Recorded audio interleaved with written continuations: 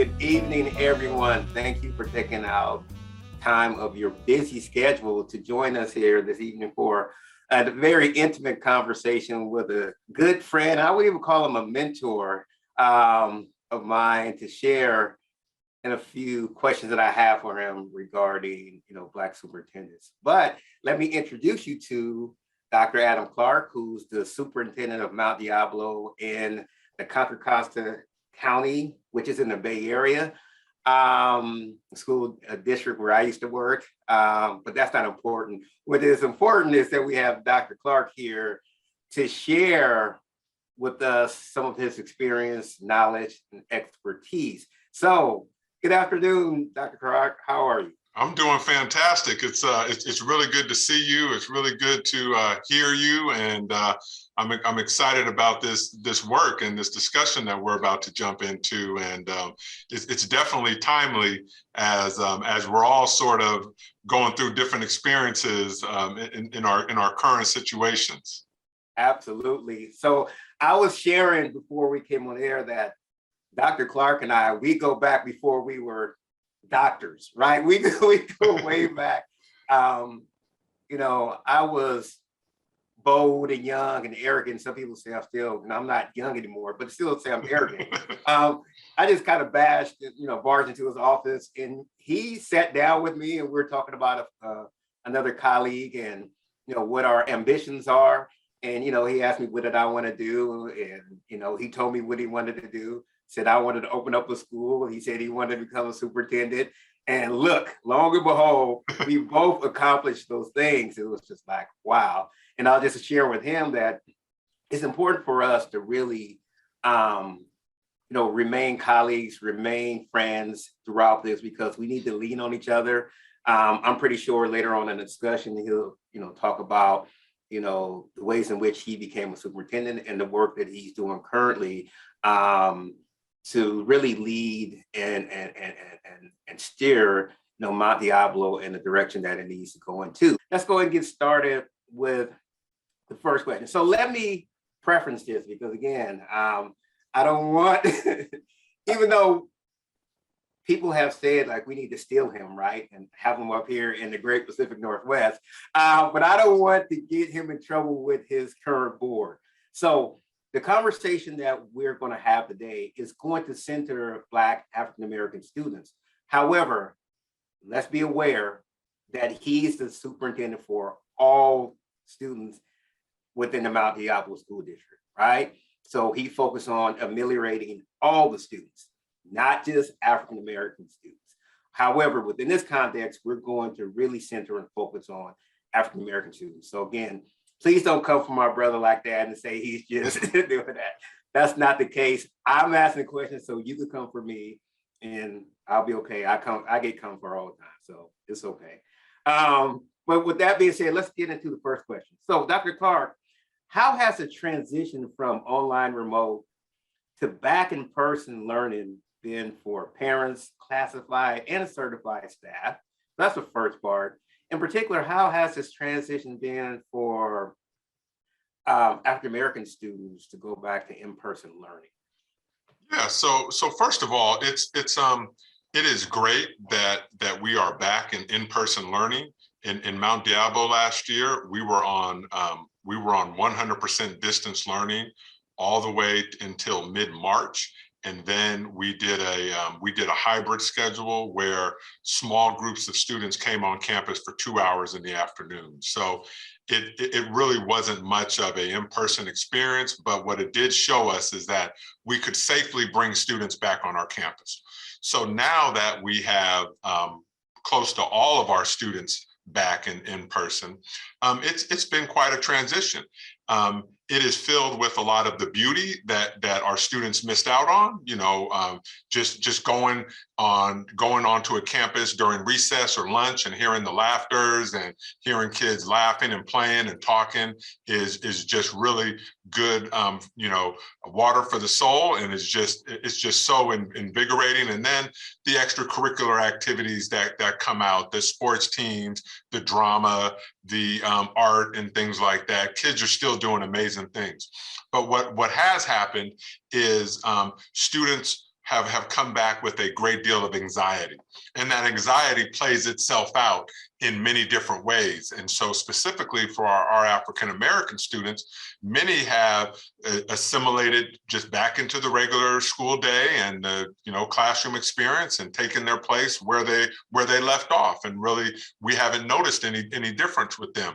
But there are others that are exhibiting some levels of stress, some anxiety. So again, peer on peer conflict. So we've had fights. We've had fights that have escalated to some very serious, some very serious levels. We've had, we're falling back to some of those old patterns with our African-American students being sent out of class and being suspended at higher rates than other students and whatnot. But one thing in particular, and hopefully I can get into this a little bit more, is that we're under a state mandate to change our outcomes for our African-American students. So we've had to focus on these students. So I can go out and I can be very intentional in how I talk about these students and what they need and what we're providing them. So it has been invigorating in that way, but still the challenges are still there. And I think a lot of those challenges are magnified under our current conditions. Okay, wow. Thank you for that.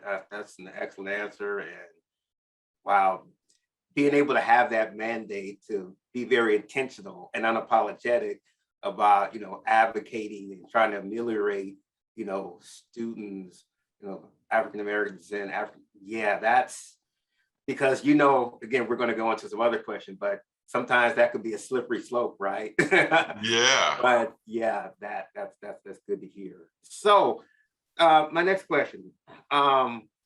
So what are your thoughts about AB 101? This is, of course, the Assembly bill authored by California Assemblyman Jose Medina, making California the first state to require all students to complete a semester-long course of ethnic studies to earn a high school diploma. So what are the ways in which this bill might impact all students, right? But in particular, African-American students.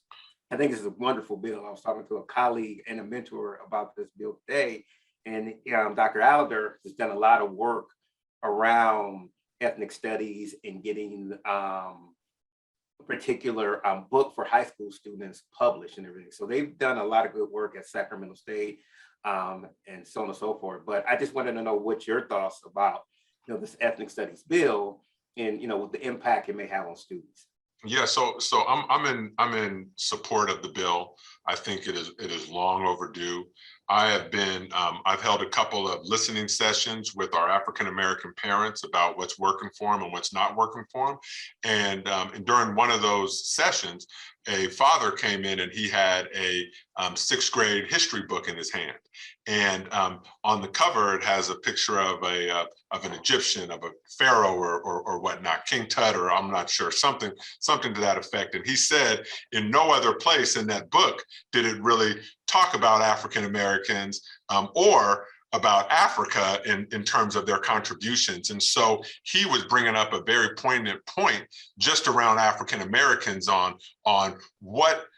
how can our students see themselves in what they're learning in the curriculum, in the advances or in the tragedies of our history, and why is it that it's just not present at all? And so unfortunately, oftentimes in California, we overthink things. So you take a very good deed, and so we have ethnic studies, but then over the debate and all this of who's included, who's not, and how do we tell the story, it's been a couple of years in the making to actually get this moving and off the ground. But our young people today are very astute, and I know when we were coming up through school, we asked like, why do I got to learn this, right? But now with technology and just with the information that all these students have at their fingertips, when they ask these questions, the typical response that we've been given for the last, 50, 60 years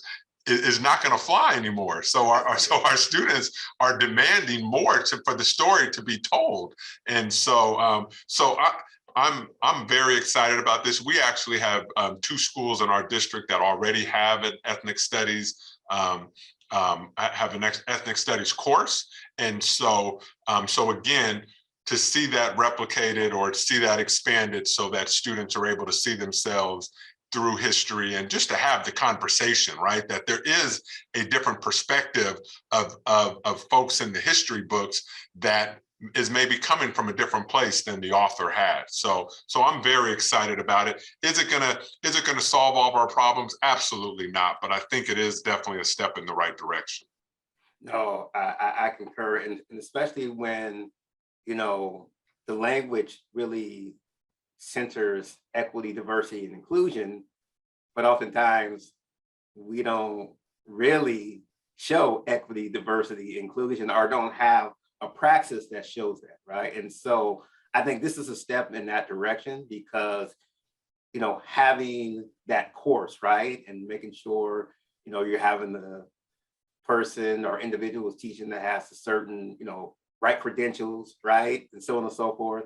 I think this is going to open up opportunities for other, you know, future teachers. So we're talking about pipelines, right, and growing your own. Because I know I have a student in my class currently that she has the ambition of becoming an ethnic studies teacher, and I'm like, you're going to be great because you already have that passion. So I think this is going to do good for a bevy of reasons. Outside of the impact it's going to have for students, but I think, you know, for future educators who now see themselves and they can articulate their voice and the passion they have in an academic way. So I think this is going to be a good framing of that. So the next question, kind of similar to this, and this may get heated. But Dr. Clark, how have you been able to navigate the CRT, critical race theory, not culturally responsive teaching? So I have to distinguish because some people get them confused. But anyway, I digress. How have you been able to navigate the CRT controversy that has caused so much consternation within so many school districts across the nation? Yeah, so knock on wood, I've been, and I hope there's no CRT supporters out there that want to come and target our district. But we've been fortunate here that that the conversation hasn't necessarily come up to the forefront. We've had a couple of random community members come to a board meeting and make a statement, but this is not something that we're talking about. It's you know, if first of all, I've educated myself on the process, and I understand that there's a playbook behind this that was put out by the conservatives to a rallying cry to their members on how to disrupt what's going on in school districts and how to really target the school boards and whatnot and bringing up this topic. But really, when you look at it, it's really a non-topic because what they're proposing or what they're afraid is happening really isn't happening. So what, you know, whenever I get an email about it or someone asks me about it, I just say, well, show me in our district where we're doing that and where is it happening. And so again, but I'm in the Bay Area in California. We're in a very different place rather than someplace maybe in the Central Valley or maybe someplace out of state, down in some of the southern states or Midwest states or something. It's a different environment there. But unfortunately, I think that this is it's a scare tactic that is being used to rally the masses to you know, to change the makeup of school boards, and they start with the school boards because that's the entry level into the political, you know, into the political arena, and then you start moving up to city councils and things like that. But in my profession, I always share with people is that we're working in the most controversial you know, field there is, because when you're educating people's kids, it gets real emotional very, very quickly. And so when you take this term that has been, that has been changed and has been manipulated so that it creates fear and can rally folks, then it's kind of what we're dealing with now, where the opponents to critical race theory, they really can't articulate what it is that they're against or what it is that they're for. And so that just shows me that this is not just a substantial issue that they're bringing up. No, absolutely. And see, Dr. Clark, you hear that he's a superintendent. He was very nice about his articulation and what it was and what it's not and everything. So I'll just say it, really a lot of those folks don't know what the hell they're talking about when they're talking about critical race theory, because we know, through our graduate studies that that's when it was primarily introduced to us as a framework, right? It's not just a particular subject, that you like history that you say, oh, it doesn't operate like that within academia. It is a framework. And for people to, do the sleight of hand and start to, really mash up critical race theory as being some, oppressive type of history that, articulates that all white people are bad and this and that. And, it's just like, wait a minute, that's not what it's saying. It's a framework, and it talks about race and racism, right? Absolutely does that. And it's a pretty controversial framework, absolutely. But it's not something that we teach in K through 12. It's just not something that we do. You know what I mean? A lot of our K through 12 colleagues, and again, this is not a shot at them, but a lot of them don't really know the tenets of critical race theory. So they're not teaching this, in their classroom spaces. They're not. They may be teaching history, but it's not critical race theory. Right.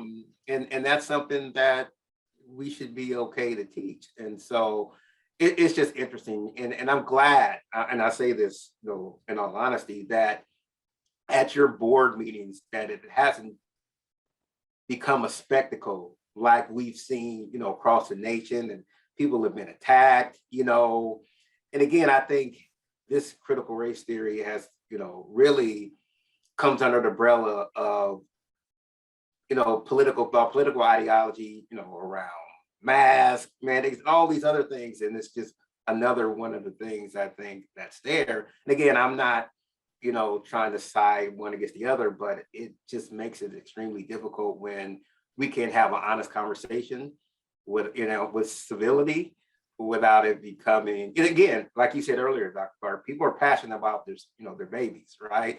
And what they're learning. But I think even with that, I think we can do it in a way in which that we have some decorum. And I'm glad to hear that within your school district, that the decorum has remained and you've been able to have, civil discourse without any of that foolishness that we've seen across the country. So that's yes, I'm really happy about that. And sometimes Black male superintendents, just by them being Black, they just associate, you're a critical race theorist. You're right. Black. Right. That doesn't mean just because that doesn't mean that. And I'm not, I am a critical race theorist student, but that doesn't mean that my colleagues or superintendents and everything, they know about it, but it's not something, again, I've spoken to other superintendents that it's not something that really happens in the classroom settings. Right. Anything else you want to add to that? No. Just that I think you hit on a critical point that that folks really cannot debate on much in these particular times right now, right? I mean, where we could have a discussion about two issues, it does quickly get out of hand, and especially if it's anything that has to do that falls into the political landscape, and also, as we do talk about race, which unfortunately falls into that political landscape, it becomes even more and more heated, so that you're either a racist or you're not, and that's the line, right? And I don't really think that does either side any good. And so Absolutely. it would really be nice if we could start to get to a place where we could talk and debate some of these things and share ideas, and maybe sometimes some of us could be swayed, right? But at this point, it's really hard to to try to sway other people to see how you're thinking about particular things. So really, what I like to look at is how can we just share our experiences, right? And so if you share those experiences, then you can find commonalities, you can find differences, and then hopefully that'll spark some conversation where we might be able to, make up some ground here. No, absolutely. Dynamic dialogue is what I call it. I mean, that's when we're conversing, but there's a dialogue. It's give and take and everything, and we're trying to get to a central area. You know what I mean? We're agreeing to that, and and I've always taught that way. And sometimes, I'm not a cancel culture advocate, but sometimes we don't want to just hear other people. We just don't. And I think sometimes we have to stretch each other, even if it may make us feel uncomfortable. I share this with my students all the time. Said we got to get used to being uncomfortable. You know what I mean? That's how things are going to change, because if we're sitting in that with comfort, then we're not going to have, the resistance and the resiliency to kind of push upon that. But again, everything needs to be done with, compassion and decorum and everything, and we can do it. So I agree wholeheartedly with your position there, with everything. So let's go to question 4. And this is something, well, all these are near and dear to my heart, but in particular this one. So Dr. Clark, how do you go about recruiting and retaining minoritized teachers, administrators, and classified staff members? And in particular, Black African-American. This is something near and dear to my heart, especially when we're talking about Black males. And I know you're a member of AXA, I'm saying it right. And I know that's one of the key components that they're working on. And please give the audience that acronym, because I may have misspoke about it, but it's Associate of Superintendents in California. Yeah, so help me out there. And I know that's one of the main things that they've been working on around, they have different scholars in there that I know, Dr. Bristol and everybody, really trying to focus in particular on trying to get more Black males in the classroom. But as the question pertains to you, that's just my little 2 cents, but how do you go about recruiting and retaining minoritized educators? Yeah, so first of all, you were referring to the Association of California School Administrators. Yes. And so that's the California statewide association for all administrators. And so they are committed to this mission.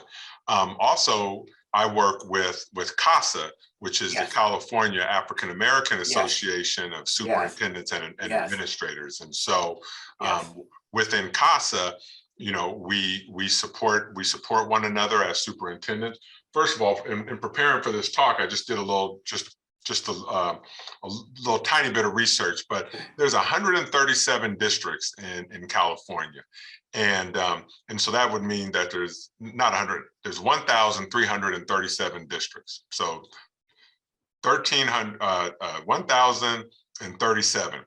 Of those, 38 of those superintendencies are held by African Americans. And of those, 18 are male and 20 are female. So that shows you the numbers of the superintendents, and we often talk amongst ourselves, and we talk that we more than likely have to have a doctorate. We more than likely are not going to get a second job if we are let go through, and maybe people don't understand how superintendents get let go, but every 2 years you have an election. And so when your board changes, oftentimes that board will make a superintendent change for whatever reason. And so that's why the job span of a superintendent is about 3 years, because of those election cycles. So there's clearly a need, but specifically, what are those things? Is, there's no campaign we can go on, right? So we're not going to take an ad out in the paper or do some snazzy commercial. It really is going to reflect on, word of mouth. How do we, how do we treat individuals of color who we hire within our organization?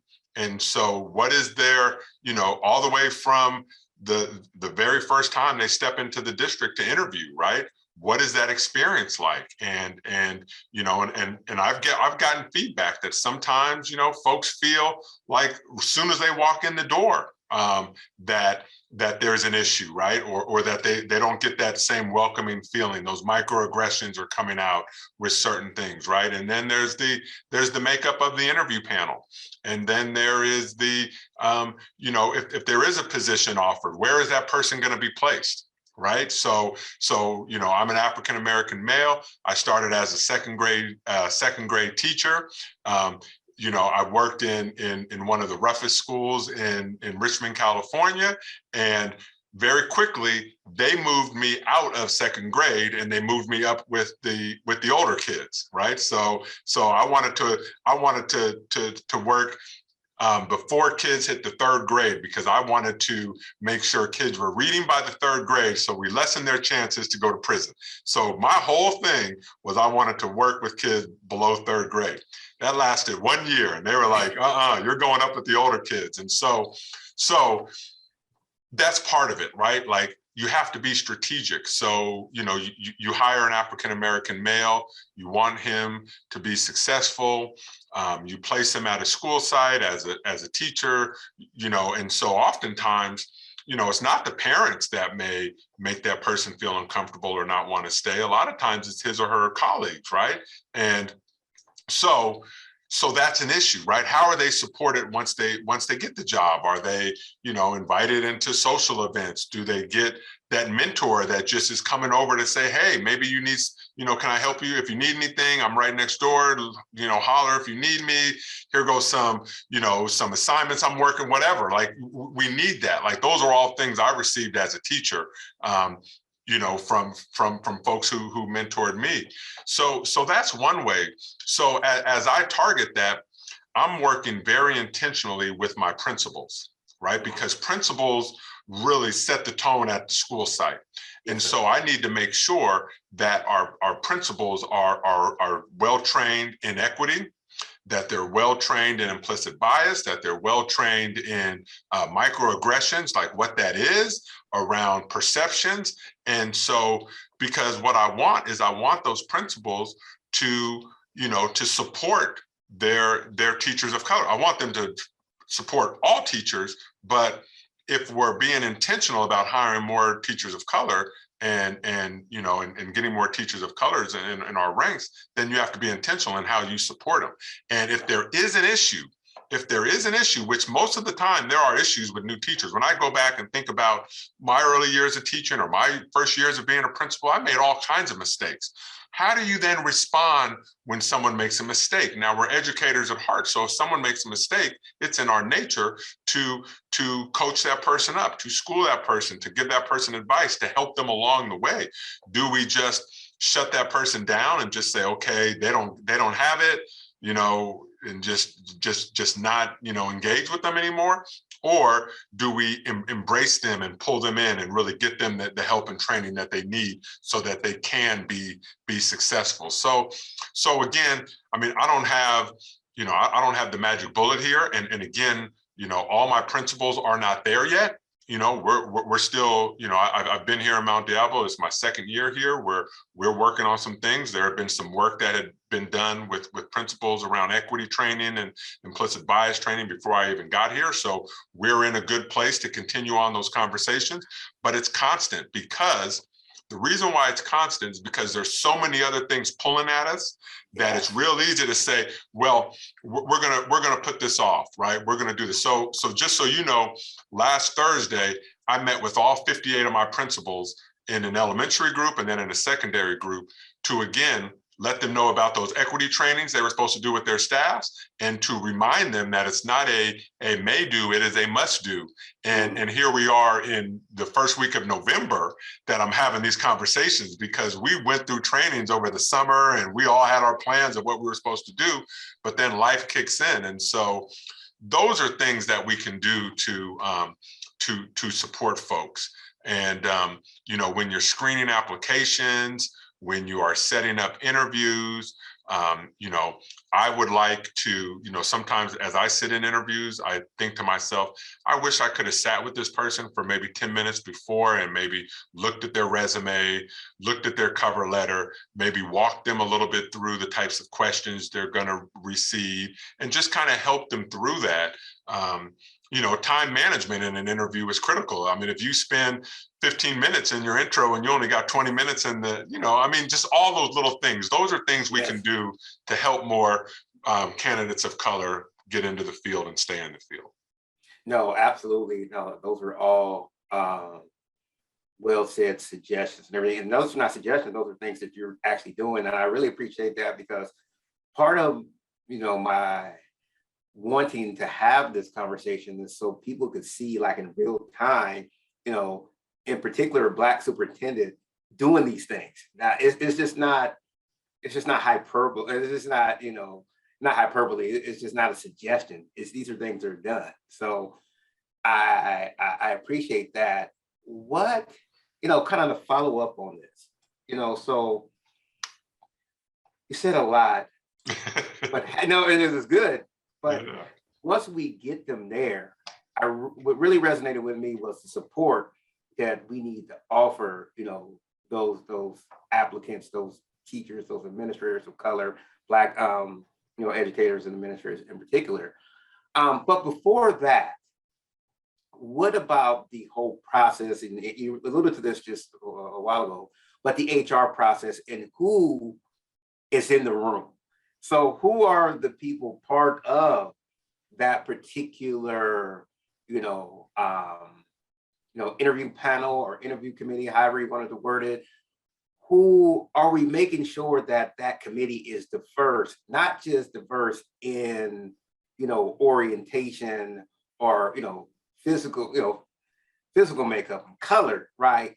But diverse in thought, right? Because sometimes we can have people that may look diverse, but they don't have a diverse mindset, right? And we get the same results. So is there a way in which we could have a more diverse, panel that may see something that the other panelists don't see? You know what I mean? And I'm pretty sure you've been in situations like this where where you had to really advocate for, you saw that that person had it, right? And everybody else saw it through their particular lens. Is there a way in which that we could have more, I guess, of a balance, process to actually get more? Because I think sometimes that's where the situation lies. You said some people come in oh, there's no way I'm gonna get this. They look at the panel and say, yeah. I'm just, But can you speak to that a little bit? Yeah. So a couple things that you said resonate with me. So first of all, here in Mount Diablo, we have a Black Educators Association. And when I started here, the Black Educators Association came and met with me, and they asked specifically if we would, when making administrative hires, if we would have one of their members sit on the panel. Because we have everyone on our panels. Because we have so many unions in this district. We have 6 unions. And so there's a union rep at all on the panels. The Black Educators Association is not a negotiating body. So they don't necessarily fit into that, right? So we don't have a separate collective bargaining agreement with them, right? They're just, so it's kind of confusing. But so we try to be intentional of having someone from Black educators on the panel or from our equity department. So those are 2 things where you're at least getting someone else at the table. But I also think before that, as the position is posted or as a panel is put together or a list of candidates, I think it's imperative that whoever is running that session, whether it be someone from the curriculum and instruction department or from human resources, that they let the panel know that we're looking for someone who reflects our student bodies, right? Or historically, and again, I mean, I could pull some facts here, but the majority of folks we hire in this profession are Caucasian females to be teachers. right? So I think sometimes we can be intentional by just talking about what's currently on staff. Like, we don't have one male in the kindergarten through third grade of this school, right? And so that might be something you say beforehand, or that we have no educators of color at this school. So there's some things that you could say ahead of time, like we always do. We do that anyway. We're looking for someone with a math science background. We're looking for someone who's bilingual. We're looking for, we have no problem laying out the requirements of what we'd like to see. So why can't we say, we really want to, look for some diversity and take an extra special look at them. Some things that, sometimes before an admin is hired, they have to do one final interview with like an assistant superintendent or a superintendent. And so sometimes that might help. I know sometimes with me, I can't attend all these interviews or whatnot. So I will ask questions. I will ask questions about the candidates, and I'll call it out and I'll say, well, look, we're bringing three admin positions to the board this week, and they're all Caucasian females, or they're all white males. How does that look on the big picture? And just ask that question, right? I'm not directing anyone. I'm not saying someone's not qualified, but I'm just asking some of those key questions about what does that do to our overall mission and vision. And our vision at every district, right, is to have it to be diverse and to value diversity and all those things, and value folks who are, who could be different than the mainstream. So I think we just have to be intentional about talking about those things. And then lastly, if there is a way for mentorship, right? So if there is a way to establish, mentors, if you're a person in a position, or even if you're a candidate and you don't have any mentors, who could you reach out to have them do another look over your cover letter, to do another look over your resume, right? Just another set of eyes. Me, myself, I'll have a glaring typo in the middle of something that I'm going to send out, and I'll read it 10 times and I'll never see it. And then as soon as I hit send, it stands out to me, right? In big red ink, I see it. But we need to do that. We need to make sure our paperwork is legitimate. We need to make sure that we're highlighting our experiences, and we basically just want to get in the door so that we can then talk about what we can offer. No, and when you were saying that, it reminded me of the conversation we were having off air about, really kind of like that warm demander and that mentorship. You were talking about your dissertation chair, and how they were kind of like that. They were like, listen, we need to step it up. And I so appreciate that, because, I'm really an advocate of mentoring and mentorship. A lot of my work and research focus on, really genuine mentoring of, Black African-American males and everything, and not just going to 7-Eleven and having a Slurpee with them and saying, okay, have a good day, but really establishing a genuine relationship with them that's bi-directional, that we're learning from both parties. It's not just, somebody pouring into the cup, as Freire said, that's not what we're doing, what we're feeling each other. But with that being said, I really love mentoring teachers and educators, you know what I mean? So again, this is a plug. If you need somebody to help, because again, I do this with my students as well. They're like, oh, Dr. Rashid, I want you to be my mentor and help me, because I give it to them kind of raw, but I love them. You know what I mean? I have compassion. Like, hey, you may face some things and you might be like, hey, what is this? And to have somebody there like, okay, calm down, it's okay. And this, like, let's center what I tell my students all the time. How are we going to center the babies? How are we going to center the students that we're teaching? Because that's the most important thing. And if you focus on that with compassion, you should be okay. But, sometimes we get in our own way, right? Things are not like we see coming out of, undergrad or teacher programs, right? And we get in the classroom, we think it's going to be like, no. It's okay to feel that way. But like you were saying, Dr. Clark, we need to have, or they, and I would say we too, we need to have those mentors and support systems, right?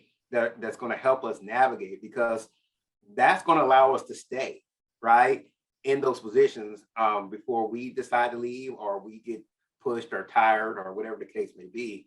And so that's a real important, very important element. And sometimes, educators of color, and Black in particular, they don't have those levels of support, unfortunately.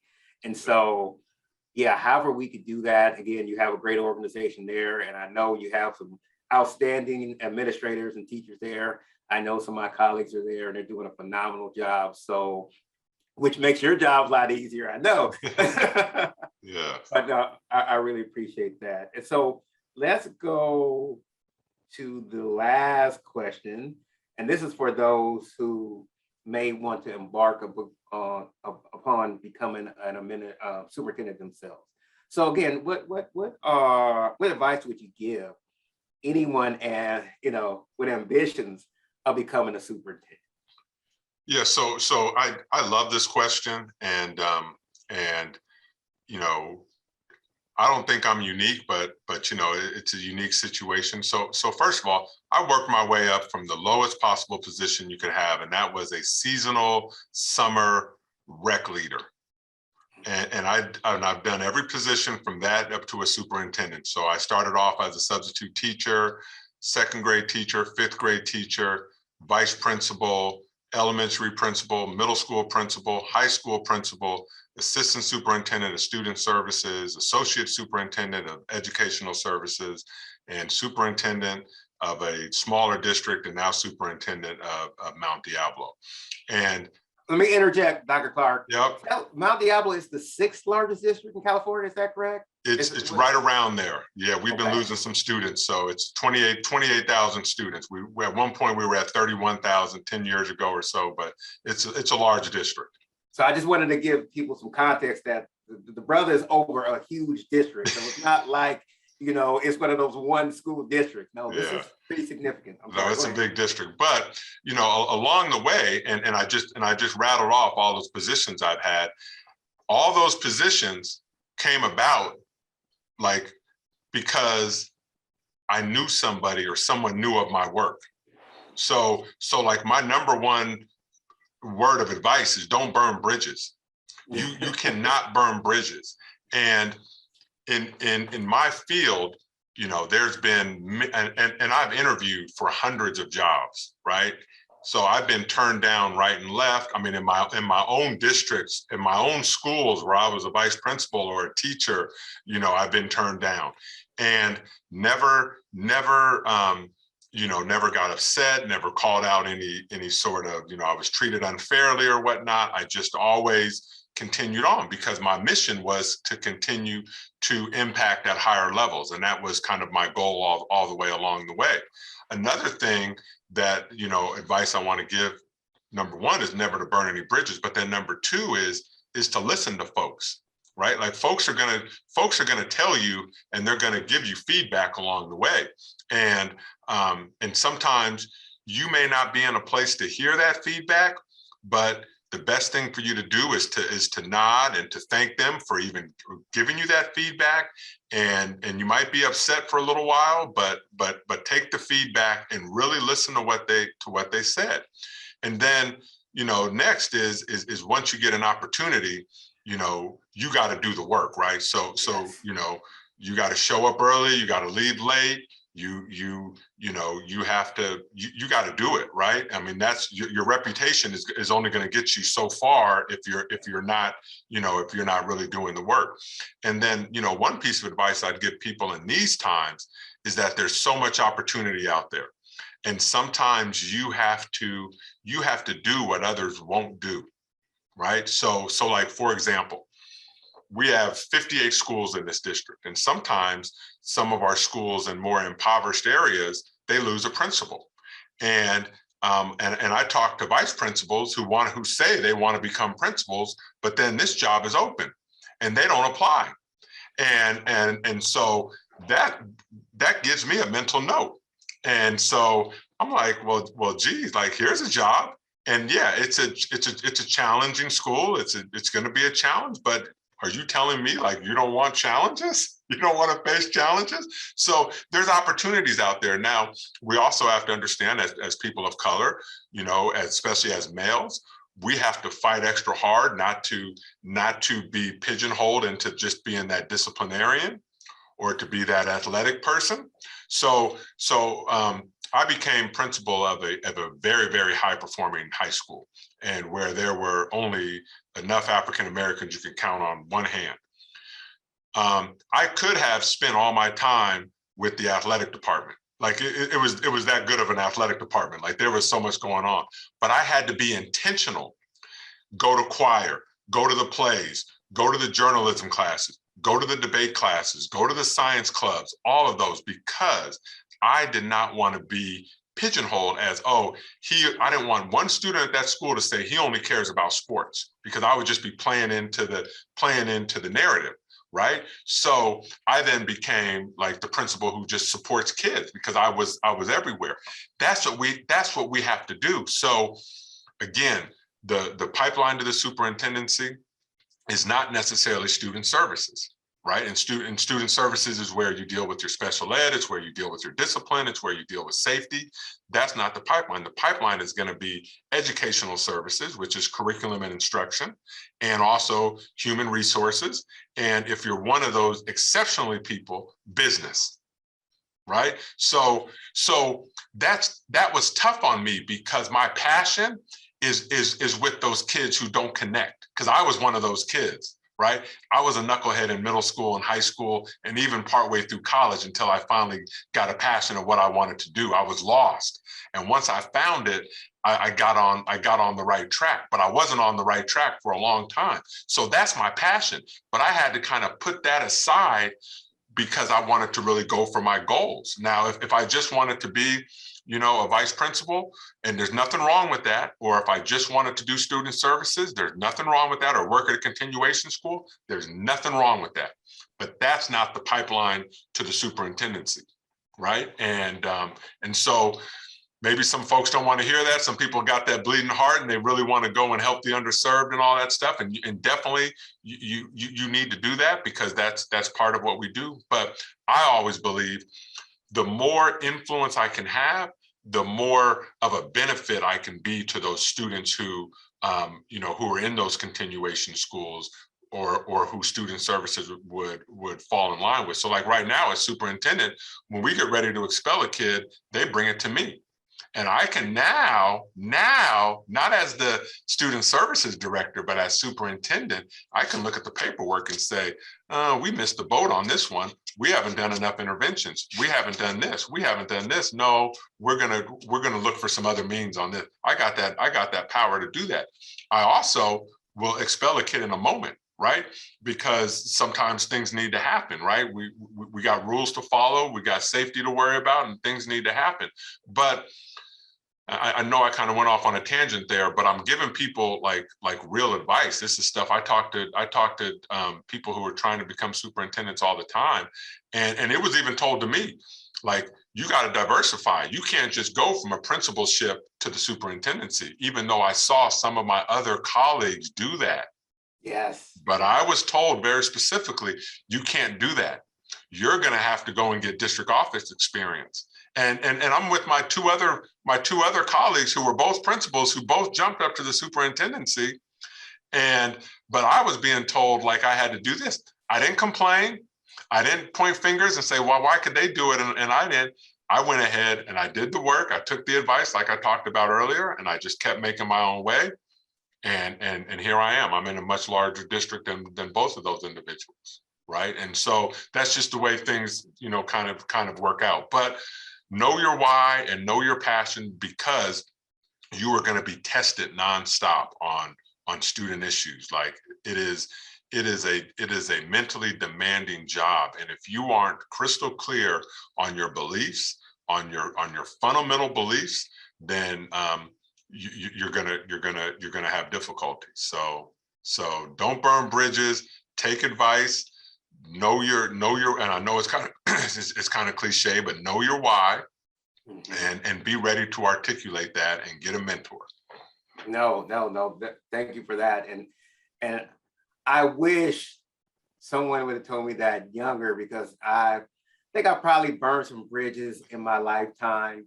And I don't say that, jokingly, but I just think I have, just being a little bit more radical and passionate and everything. And those are not bad things to have, but you have to do it in a way. And so I keep reminding myself, one of my mentors said, Lawrence, you have to pet the lion. You can't stick your head in his mouth.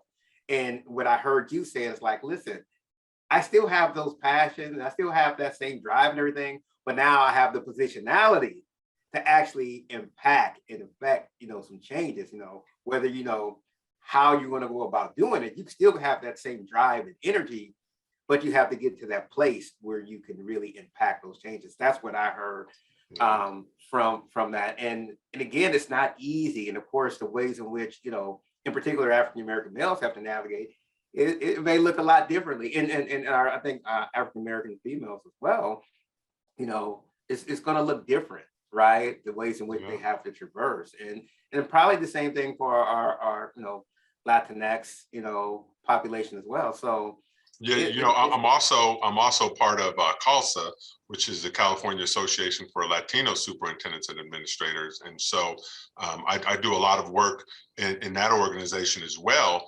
And I also watch how they mentor and they really bring they call themselves La Familia, they bring it, they make it really a family atmosphere, very close. And those are things that just have to happen, right? And the reason why I joined that organization is because of the increasing Latino population within our student body.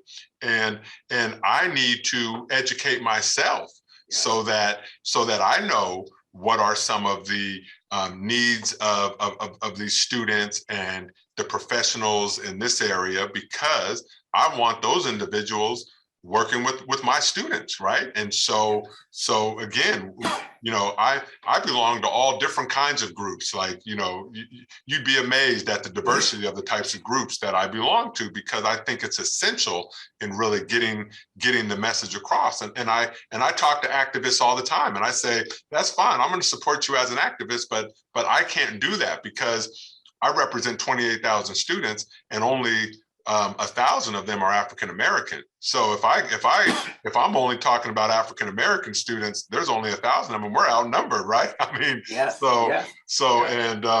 and most districts are like that. And so you really have to expand your horizons, get that position power so that you can influence board policy and actions and curriculum and all sorts of things. And then you can start, building with them. But along the way, we need people at every level.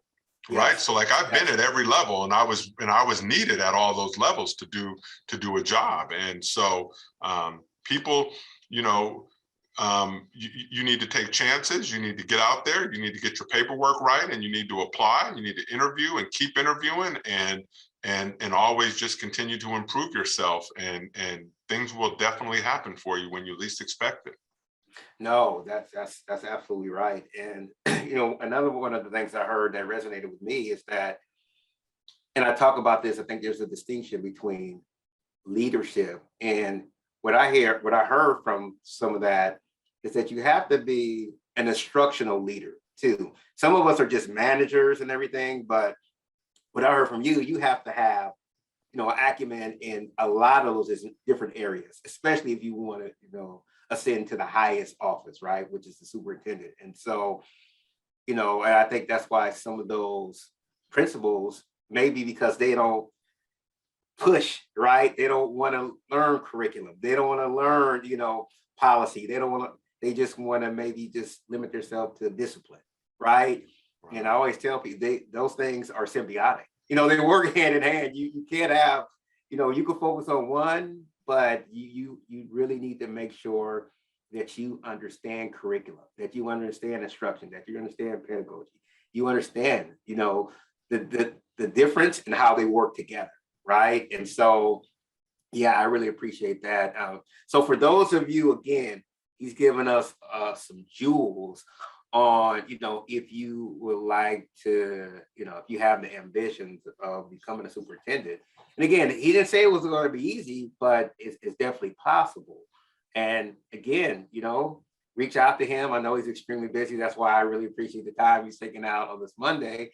But, reach out to, we have here in our county, former superintendent, Mr. George Russell, African-American superintendent, was within 4J School District. And so we have people that, you know, you could talk to and see. He had a background in human resources, like you said. So a lot of those things, everything that you alluded to, a lot of us have those experiences and everything. And again, we'll be willing, they, not me, because I'm not, I will support him and them, because we need to work hand in hand. Those of us work at a community college or the university, we all need to work hand in hand with our superintendents who are doing that work in the K-12 spaces. So absolutely. Yeah, you know, my foundation around everything is I got to tie everything to instruction and everything to that classroom experience. Yes. And that is where it all happens, because, you know, people are shocked when they talk about reducing suspension numbers, and I talk about, well, what's the environment in the classroom? And they're like, well, what do you mean? No, we need more lunch supervisors and we need more security. I'm like, no, if it's happening in the classroom, it's going to happen everywhere else, right? And yes, you use everything else to hook the kids, right? So that's whether right. it's football or band or debate or whatever, that just hooks the kids into wanting to come to school. And then once they're there, then you got to do the work in the classroom to get them energized and motivated and get them connected. And that's where the dynamic teaching comes, and that's where that empathy comes. That's where those high expectations come from, and relationships and all that happens is in that classroom around instruction. So it's not as boring as it sounds, right? Because I totally get it. Yeah. I mean, you know, I'm a former administrator as well, so we've been in the classroom and we can see like our eyes just light up, like, oh, this is such a great lesson, and the kids the babies are engaged and everything, and there's teaching and learning, and they're moving and everything. That's like, yes, those students are not going to be disciplinary problems because they're engaged in learning everything. And like I said earlier, it's bi-directional. They're learning, they're helping other people learn. The teachers are learning. I mean, it's just an environment of learning, right? And that's, students don't want to leave that environment. They look forward to come. They won't cut that class.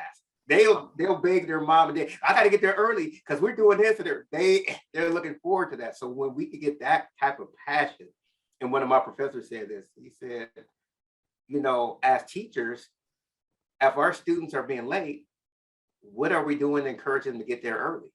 I know, how are we making that environment so exciting that they can't be late? You know, and we've all had those students, where are people running to? Oh, this such and so in class, we can't be late. And not just because of it's like a dictatorial type of situation or dogmatic where if you late it's punitive, but it's, we want to be there. We want to engage that teacher for the whole time. And so, and I think what you just shared, I think I resonate with that because I feel the same way. That's where the magic starts, in the classroom. Yeah. So good. Absolutely. Do we have any questions? I checked the chat. I didn't see any questions on there, but I mean, I think we hit a lot of places. I think we hit a lot of places, and it is 6 o'clock on the dot, and I really thank you for your time. I'll be in touch with you. And yeah, they are looking for a superintendent in 4J. So if you know somebody, again, I can't steal you, but I understand.